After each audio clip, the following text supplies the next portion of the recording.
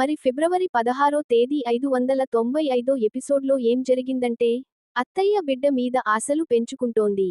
అలా వద్దని చెప్పమని భర్తతో చెబుతుంది దీప. ఇది నా వల్ల కాదు. అమ్మ నీకు పుట్టబోయే బిడ్డ మీద ఎన్నో ఆశలు పెంచుకుంది, నేను చెప్పలేను అంటాడు కార్తీక్. ఇప్పటికే ఎన్నో బరువులు మోస్తున్నాను. ఇక నా వల్ల కాదని చెబుతాడు.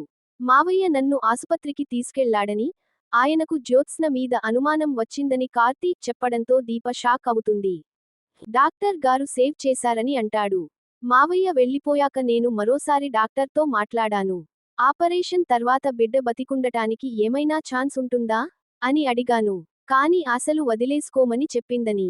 ఆ మాట వినగానే నా పరిస్థితి ఎలా ఉంటుందో అర్థం చేసుకోమని కంటతడి పెడతాడు కార్తీక్. ఏ పూజలు నా బిడ్డను బతికించలేవుని అర్థమైపోయింది. అలాంటప్పుడు మా అమ్మకి ఏ నిజం చెప్పను అని ప్రశ్నిస్తాడు కార్తీక్.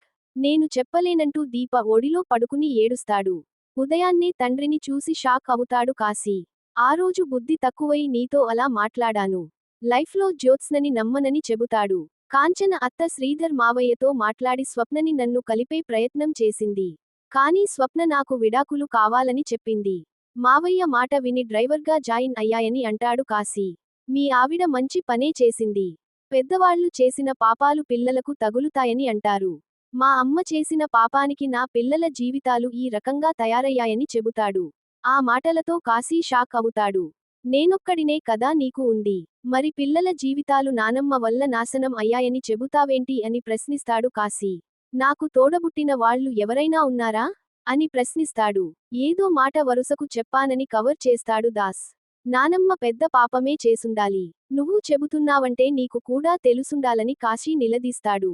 ఊరికే నువ్వు ఏది మాట్లాడవు, ఇక్కడ లేని మనిషి గురించి నువ్వు మాట్లాడావంటే ఏదో జరిగిందని అంటాడు.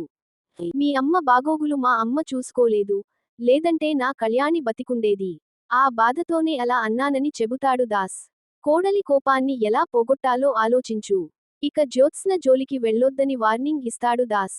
నాకు చేసిన అన్యాయానికి జ్యోత్స్న అంతు చూసేవాడిని. కాని ఇప్పుడు సుమిత్ర పెద్దమ్మని కాపాడబోతోందని వదిలేశానని అంటాడు కాశీ.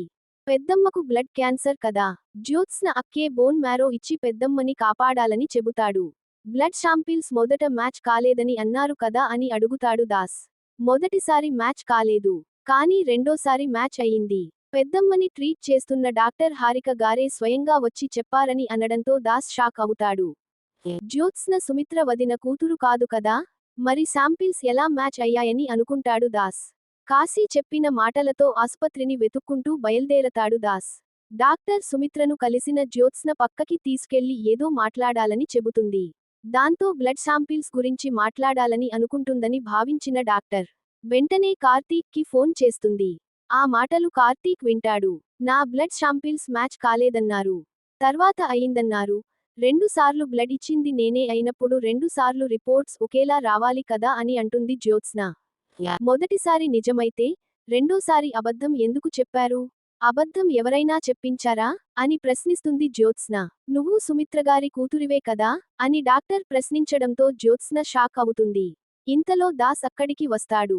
నువ్వే సుమిత్రగారి కూతురివి అయినప్పుడు ఏ రిపోర్ట్ నిజం, ఏ రిపోర్ట్ అబద్ధమో నీకు తెలియదా అని డాక్టర్ ప్రశ్నించడంతో జ్యోత్స్న షాక్ అవుతుంది.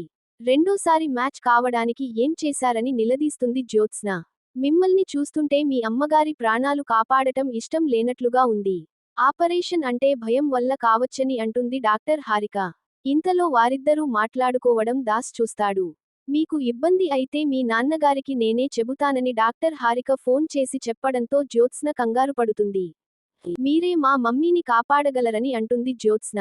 ఆపరేషన్లో ఏదైనా మిస్టేక్ జరుగుతుందన్న భయంతోనే ఇదంతా అడిగాను. నేనొచ్చిన విషయానికి ఎవరితోనూ చెప్పకండి అని బతిమలాడుతోంది. ఇదంతా చూసిన దాస్, ఆ డాక్టర్ జ్యోత్స్నకి అమ్ముడుపోయిందని, ఆపరేషన్ జరిగితే సుమిత్ర వదిన చనిపోతుందని భయపడి డాక్టర్ను చంపాలని అనుకుంటాడు. ఇంతలో కార్తీక్ వచ్చి ఆపుతాడు. గుడికి ఎందుకు రాను అన్నావని దీపపై మండిపడుతుంది కాంచన. ఇంతలో శ్రీధర్ వచ్చి స్వీట్స్ ఇస్తాడు. మీ అత్తయ్య గారికి నీ చేతితో స్వీట్స్ ఇవ్వాలని దీపకి ఇవ్వగా, అమ్మ పెడితే నానమ్మ అస్సలు తీసుకోదని అంటుంది శౌర్య. నానమ్మతో అమ్మ మాట్లాడటం లేదని అంటుంది. ఆ మాటలతో శ్రీధర్ షాక్ అవుతాడు. ఏం జరిగిందని ప్రశ్నిస్తాడు శ్రీధర్. కడుపుతో ఉన్న ఆడవాళ్లు ఇష్టమైనవి తినాలని ఈ స్వీట్స్ నేనే చేయించి తీసుకొచ్చాను. నీ ఇష్టం గురించి ఆలోచించిన వాడిని నీ గురించి ఆలోచించనా? అసలు ఏం జరిగిందని దీపని అడుగుతాడు శ్రీధర్. మీ గురించే గొడవ అయిందని జరిగిందంతా చెబుతుంది దీప.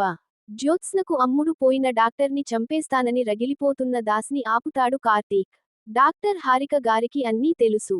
నీకే కొన్ని తెలియాలని చెబుతాడు. ఈయన మావయ్య అని. సుమిత్ర గారి అసలైన కూతురు మావయ్యకి కూడా తెలుసని అంటాడు కార్తీక్. జ్యోత్స్న మిమ్మల్ని ఎందుకు కలిసిందో చెప్పమని అడుగుతాడు.